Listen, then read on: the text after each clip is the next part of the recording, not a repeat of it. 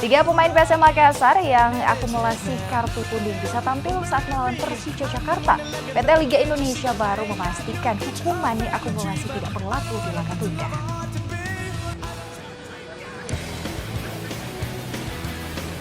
PSM Makassar kembali menelan kekalahan pada laga tandang pekan ke-16 Liga 1. Juku Eja kehilangan poin di markas PSS Sleman karena kurang fokus. Sempat memimpin 2-0 di babak pertama, PSM harus mengakhiri laga dengan kekalahan tipis 2-3. Usai laga, pelatih dari JK Lesik mempertanyakan mental anak asuhnya. Ia merujuk pada hasil sempurna yang diraih PSM di laga kandang dan berbanding terbalik saat bermain di luar Makassar.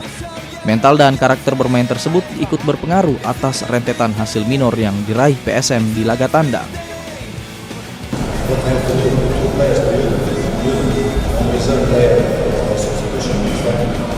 Katanya saya harus buat apa?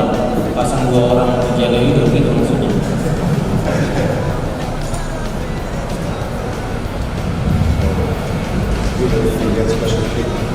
Beliau tidak mendapatkan katanya jagaan khusus. Ya, sama saja penjagaannya sama di yang dijaga oleh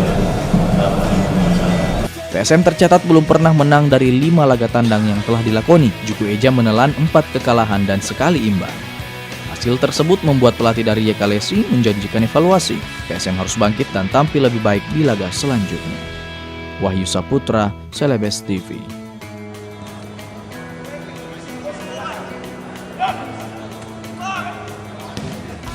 Sportmania peluang Iro Markkanen kembali tampil sebagai starter saat menghadapi Persija Jakarta terbuka lebar.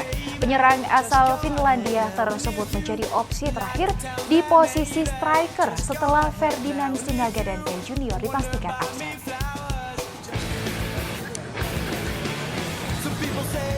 Setelah meraih hasil minor di pekan ke-16 Liga 1, skuad PSM tidak kembali ke Makassar. Rombongan tim Juku Eja langsung melanjutkan perjalanan ke Jakarta untuk menghadapi Persija pada partai tunda pekan ke-7 Liga 1. Abdul Rahman dan kawan-kawan akan menantang Macan Kemayoran di kandangnya pada 28 Agustus mendatang. Kedua tim akan berlanjut setelah pertemuan di laga final Piala Indonesia lalu. Skuad asuhan dari JK Lesik wajib memetik poin tandang setelah menelan kekalahan di markas PSS Sleman. Wahyu Saputra, Celebes TV.